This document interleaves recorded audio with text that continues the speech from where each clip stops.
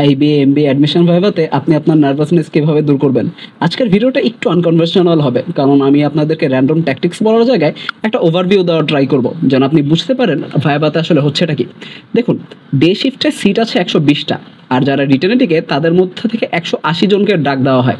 এখানে আপনার একটা জিনিস মাথায় রাখতে হবে, রিটেন এক্সামের পর আইবিএ আপনার মার্কস বা মেরিট লিস্ট প্রকাশ না করলেও টিচারদের কাছে কিন্তু সব তথ্যই থাকে। সো যখন আপনি ভাইবা রুমে ঢুকবেন, তারা অলরেডি জানে যে আপনার সিরিয়ালটা কোথায়।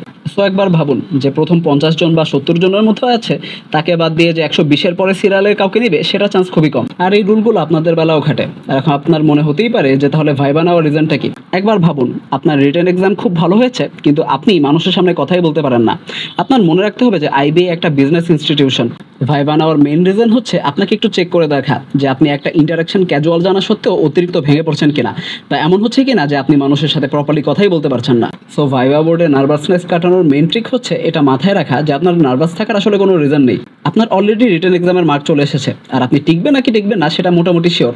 ফ্যাকাল্টিরা জাস্ট আপনাকে চেক করে দেখবে যে সিটটা আপনাকে অলরেডি দেওয়া হয়েছে সেটা আপনি নিজ হাতে ফেলে আসছেন কিনা। কিন্তু তার অর্থ এই না যে ভাইবা ইম্পর্টেন্ট না। ভাইবাতে আপনি আপনার ফিউচার ফ্যাকাল্টিদের সাথে একটা পজিটিভ ইন্টারাকশন করার সুযোগ পাবেন। আর আপনার ভাইবা যদি খুব বেশি ভালো হয়, তাহলে এমন হতে পারে যে আপনার সিরিয়াল পিছনে থাকা সত্ত্বেও তারা আপনাকে টেনে নিয়েছে, কারণ কিছু সিট ফাঁকা থেকেই যায়। I hope this video was helpful for you guys. This is Rifat and আরগাত ফর